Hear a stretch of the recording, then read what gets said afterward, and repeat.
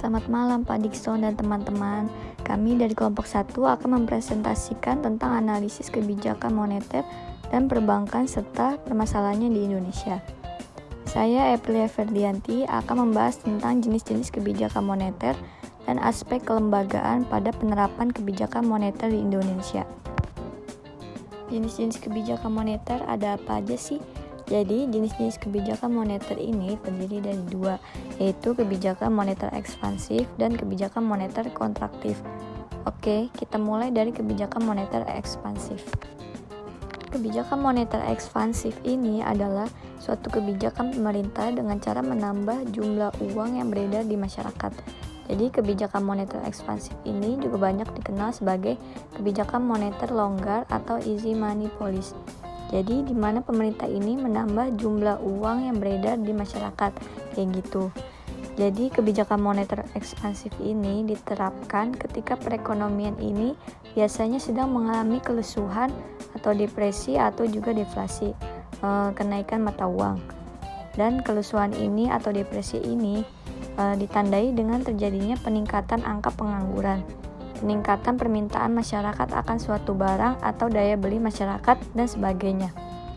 Dan ketika terjadi hal demikian, maka pemerintah itu harus segera menyeimbangkan dengan mengambil kebijakan ini supaya tingkat pertumbuhan ekonomi ini nggak semakin lesu dan semakin menurun.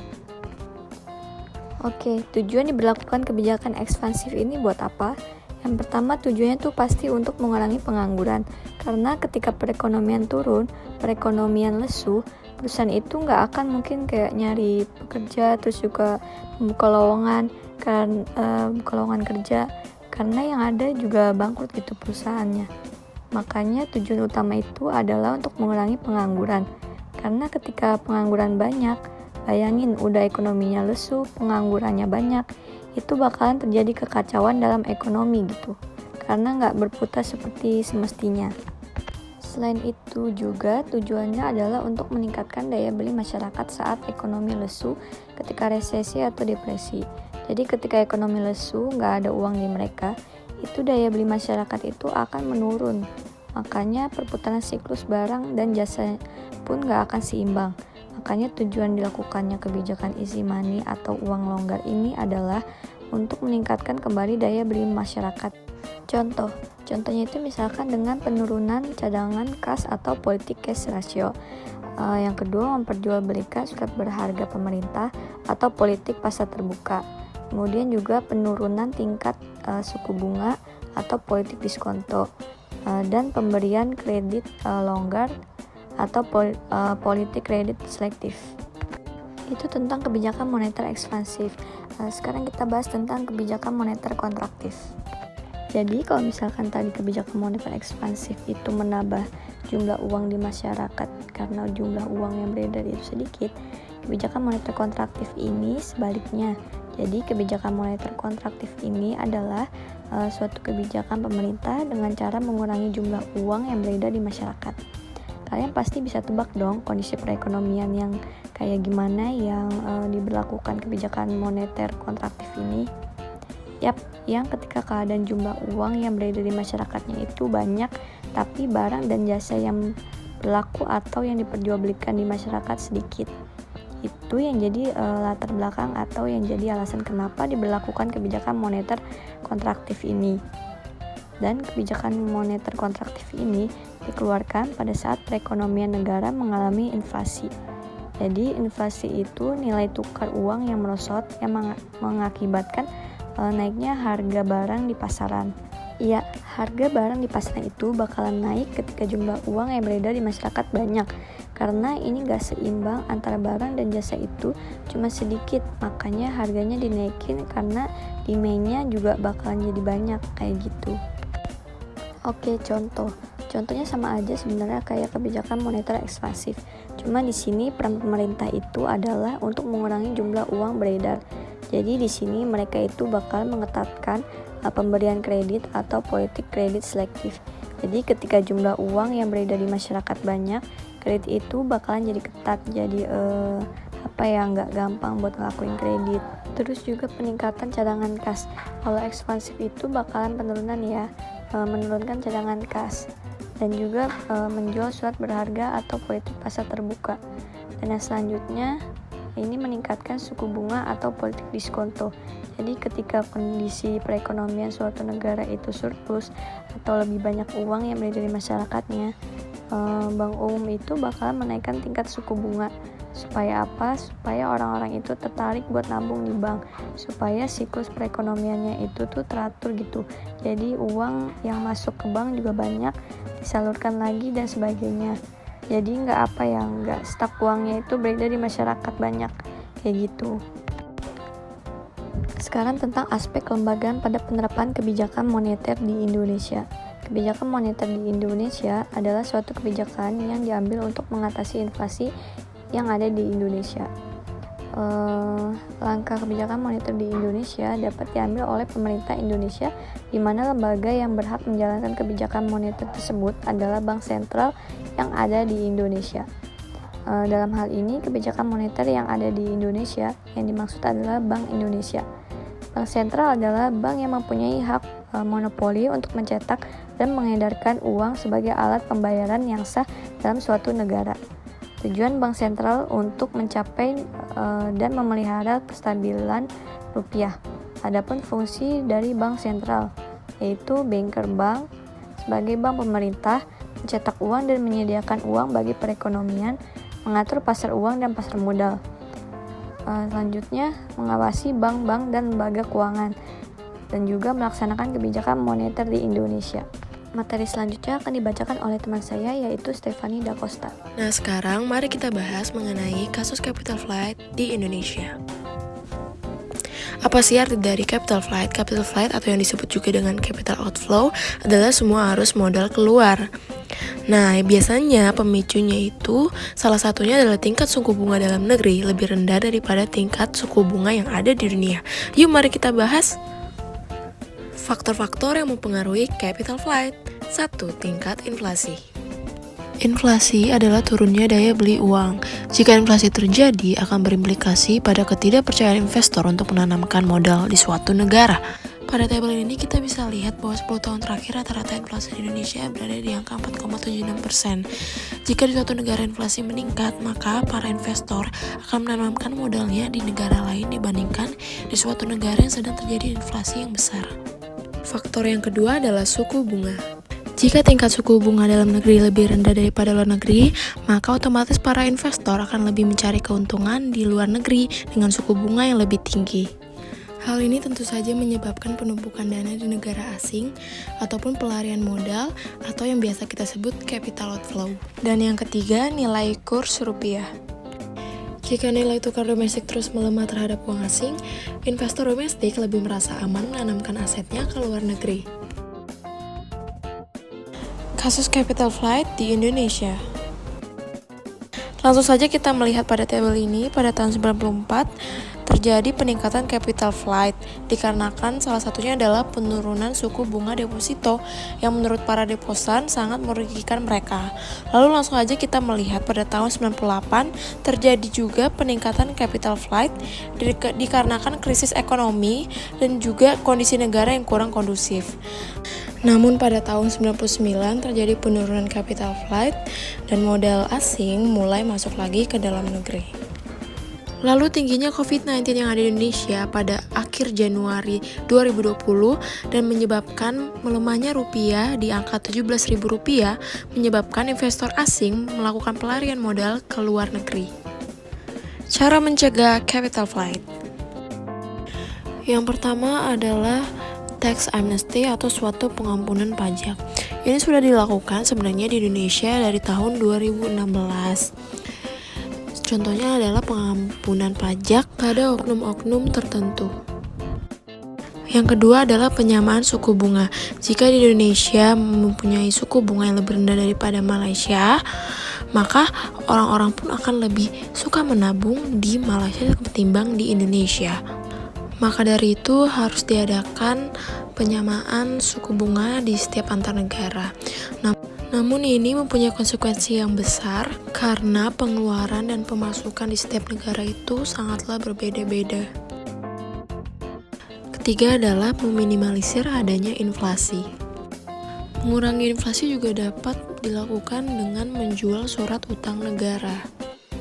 Hal ini dapat menekan nilai inflasi yang tinggi. Lalu tentu saja dengan menaikkan atau meningkatkan suku bunga agar masyarakat jadi terdorong untuk menabung dan diharapkan uang yang beredar dapat berkurang. Selanjutnya saya akan membahas tentang kebijakan moneter bersifat devaluasi. Kebijakan moneter mengenai devaluasi mata uang. Devaluasi mata uang adalah suatu tindakan penyesuaian nilai tukar mata uang terhadap mata uang asing lainnya yang dilakukan oleh bank sentral atau otoritas moneter yang mengadopsi sistem nilai tukar tetap. Devaluasi ini biasanya dilakukan yang mengadopsi sistem nilai tukar tetap yang tersebut menilai bahwa harga mata uangnya dinilai terlalu tinggi dibandingkan nilai mata uang negara lainnya, di mana nilai mata uang tersebut tidak didukung oleh kekuatan ekonomi negara yang bersangkutan. Apa saja tujuan devaluasi? Yang pertama, mendorong ekspor dan membatasi impor. Hal ini bertujuan untuk memperbaiki posisi balance of payment atau BOP dan balance of trade atau BOT, agar menjadi equilibrium atau setidaknya mendekati equilibrium. Yang kedua, mendorong peningkatan penggunaan sumber produksi dalam negeri. Hal ini dapat dicapai karena nilai barang impor menjadi lebih mahal dibanding barang lokal atau domestik. Yang ketiga, mencapai kesetimbangan BOP. Dengan tercapainya kesetimbangan BOP ini, diharapkan nilai kurs valuta asing dapat menjadi stabil. Tindakan dari devaluasi. Tindakan devaluasi yang diambil oleh pemerintah dapat mempengaruhi aktivitas perekonomian baik dalam jangka pendek, jangka menengah, maupun jangka panjang. Yang pertama, tindakan devaluasi dalam jangka pendek. Tindakan devaluasi ini dapat menggeser pengeluaran atau expenditure switching dari konsumsi produk luar negeri kepada konsumsi produk dalam negeri. Pergeseran konsumsi ini dapat berakibat terhadap kenaikan harga barang dan jasa dalam negeri. Kenaikan harga ini juga akan berpengaruh terhadap konsumsi masyarakat, yang akan cenderung turun. Penurunan konsumsi ini dapat menyebabkan turunnya aktivitas ekonomi yang dapat mendorong terjadinya deflasi. Kondisi ekonomi ini juga dapat mengakibatkan terjadinya resesi ekonomi. Yang kedua, tindakan devaluasi jangka menengah.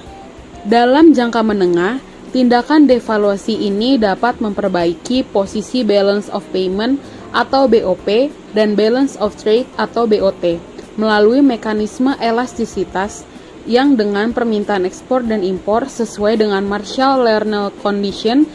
Selain itu juga devaluasi dapat memperbaiki posisi BOP melalui mekanisme moneter. Yang ketiga, tindakan devaluasi jangka panjang. Dampak jangka panjang merupakan akibat dari dampak yang terjadi pada jangka pendek dan menengah. Dalam jangka pendek terjadi perubahan harga produk dan pergeseran konsumsi diikuti dengan peningkatan aliran modal atau devisa pada jangka menengah. Dampak ini merupakan yang menyebabkan terjadinya pergeseran produk, baik yang menyangkut tradable goods maupun non-tradable goods. Perlu dicatat bahwa penurunan nilai rupiah terhadap mata uang asing pada masa krisis moneter di Indonesia sejak tahun 1997 tidaklah termasuk devaluasi, sebab bukan merupakan kebijakan pemerintah. Penurunan nilai ini akibat tarik-menarik antara permintaan dan penawaran terhadap mata uang rupiah di pasar internasional dan nasional. Penawaran terhadap mata uang rupiah di pasar internasional dan nasional. Dengan devaluasi, nilai mata uang asing terhadap rupiah menjadi naik. Akibatnya, harga barang-barang impor menjadi sangat tinggi jika dinilai dengan rupiah. Harapan pemerintah, dengan kebijakan ini impor dapat dikurangi. Sebaliknya, barang-barang yang kita ekspor ke luar negeri menjadi turun nilainya jika mata uang importirnya bukan rupiah. Sekalipun dilihat dari rupiah tidak akan turun. Karena nilai-nilai barang yang kita ekspor di luar negeri lebih rendah, maka diharapkan volume ekspor bisa naik. Nama saya Tania dan di sini saya akan menjelaskan mengenai periodisasi implementasi kebijakan moneter di Indonesia. Pertama-tama kita akan membahas kebijakan moneter Orde Lama. Kebijaksanaan pemerintah pada masa ini lebih diarahkan kepada proses perbaikan dari peninggalan Orde Lama. Selain itu, kebijaksanaan pemerintah ini juga mengupayakan penurunan tingkat inflasi yang masih sangat tinggi, dan kebijakan ini cukup berhasil untuk menekan inflasi tersebut. Pada masa ini, daya saing komoditi ekspor melemah karena beberapa hal. Pertama, adanya inflasi yang sangat besar sehingga komoditi ekspor Indonesia menjadi mahal di pasar dunia, yang berakibat kurang dapat bersaing dengan produk sejenis negara lain. Kedua, adanya resesi dan krisis dunia pada tahun 1979. Kemudian kita lanjutkan pada kebijakan moneter Orde Baru. Untuk menekan inflasi yang begitu tinggi, Soeharto membuat kebijakan yang berbeda jauh dengan kebijakan Soekarno pendahulunya. Setelah itu dikeluarkan ketetapan MPRS nomor 23 tahun 96 tentang pembaruan kebijakan ekonomi, keuangan, dan pembangunan. Kebijakan tersebut mengacu pada TAP MPRS, yaitu 1. Mendobrak kemacetan ekonomi dan memperbaiki sektor-sektor yang menyebabkan kemacetan, seperti rendahnya penerimaan negara, tinggi dan tidak efisiennya pengeluaran negara, terlalu banyak dan tidak produktifnya ekspansi kredit bank. Kedua, debirokratisasi untuk memperlancar kegiatan perekonomian. Dan yang ketiga, berorientasi pada kepentingan produsen kecil. Sekarang kita akan membahas kebijakan moneter berdasarkan periodisasinya. Pertama, pada tahun 1945 sampai 1952 atau disebut juga prakrisis ekonomi. Seperti yang sudah saya cantumkan di layar, ada beberapa kondisi ekonomi yang terjadi pada tahun-tahun tersebut. Dan kebijakan moneter yang dilakukan adalah pada awal kemerdekaan, untuk pertama kalinya pemerintah Indonesia mengambil keputusan untuk mendirikan bank sirkulasi berbentuk bank milik negara. BNI BRI sebagai bank sirkulasi ori yang menggantikan peran uang Hindia Belanda dan Jepang. Kemudian ori ditarik diganti dengan uang De Javase Bank yang ditunjuk sebagai bank sirkulasi. Lalu ada tindakan moneter Saniring yaitu Gunting Syafruddin. Next, kita masuk periode 1953 sampai 1967. Pada periode ini juga terjadi beberapa kondisi dan kebijakan yang dilakukan adalah sebagai berikut. Pertama, Bank Indonesia sebagai bank sirkulasi menerbitkan mata uang baru, yaitu rupiah sebagai satu-satunya alat pembayaran yang sah di negara Indonesia. 2. Dibentuk Dewan Moneter terdiri dari Menteri Keuangan, Ketua, kemudian Menteri Ekonomi dan GBI atau Gubernur Bank Indonesia. Ketiga, BI juga sebagai bank komersial dengan memberi kredit kepada swasta, pemerintah, yayasan, dan lain-lain. BI juga sebagai agen pembangunan, yaitu cetak uang untuk menutup defisit fiskal dan pembiayaan secara langsung dalam kegiatan ekonomi. Next, periode 1968 sampai 1972 atau periode stabilisasi dan rehabilitasi ekonomi. Pada masa ini juga mengalami beberapa kondisi. Dengan kebijakan yang dilakukan adalah kebijakan moneter difokuskan pada pengendalian inflasi. Kemudian koordinasi kebijakan fiskal moneter itu lebih ditingkatkan lagi sehingga stabilitas ekonomi itu cepat pulih. Terakhir, kebijakan moneter dirumuskan oleh Dewan Moneter dan BI melakukan tugas kebijakan moneter sesuai keputusan Dewan Moneter. Untuk periode selanjutnya akan dilanjutkan oleh Yakobus Aldo. Terima kasih. Halo, saya Yakobus Aldo. Saya akan melanjutkan penjelasan dari Tania Ginaf mengenai kebijakan moneter menurut periodisasinya. Selanjutnya ada pada periodisasi 1973 sampai 1982. Yaitu periode pertumbuhan ekonomi dengan hasil minyak. Seperti yang sudah dicantumkan pada layar, ada beberapa krisis ekonomi atau kondisi ekonomi yang terjadi pada tahun tersebut. Dan kebijakan moneter yang dilakukan adalah melakukan penyerapan ekspansi moneter dari sisi fiskal tersebut untuk meredam tekanan inflasi. Lalu ada kebijakan kredit selektif diluncurkan pada tahun 1974 untuk mengendalikan JUB, terutama dengan mengatur besarnya ekspansi kredit bank. Kemudian RR diturunkan dari 30% menjadi 15%. pada tahun 1978, terutama untuk mendorong pemberian kredit kepada sektor swasta. Next, kita masuk ke periodisasi 1983 sampai 1997, yaitu periodisasi deregulasi, debirokratisasi, dan liberalisasi ekonomi. Pada tahun ini juga banyak beberapa kondisi ekonomi atau krisis ekonomi yang terjadi pada tahun tersebut. Lalu kebijakan moneter yang dilakukan adalah sebagai berikut, yaitu pengendalian moneter diarahkan pada jumlah uang beredar M1 dan M2 sebagai sasaran antara uang primer M0 sebagai sasaran operasional. Lalu ada penurunan reserve requirement dari 15% menjadi 2%. Pelonggaran izin pendirian bank sehingga perbankan tumbuh sangat pesat. Berikutnya ada beberapa kondisi lainnya yang terjadi pada tahun tersebut, serta kebijakan yang dilakukan, yaitu salah satunya dari Bank Indonesia. Bank Indonesia melakukan penyerapan kelebihan likuiditas dalam perekonomian sehingga mendorong kenaikan suku bangsa dalam negeri. Suku bangsa ini semakin mendorong masuknya aliran dana luar negeri tersebut, khususnya dalam bentuk surat-surat berharga yang berjangka pendek. Dan prinsip good corporate governance tidak berjalan dengan baik, sehingga menjadi penyebab utamanya dari krisis sejak tahun 1997. Yang terakhir ada pada periodisasi 1997 sampai 1998. Dalam periode ini juga termasuk banyak kondisi-kondisi ekonomi atau krisis-krisis ekonomi yang terjadi pada tahun tersebut.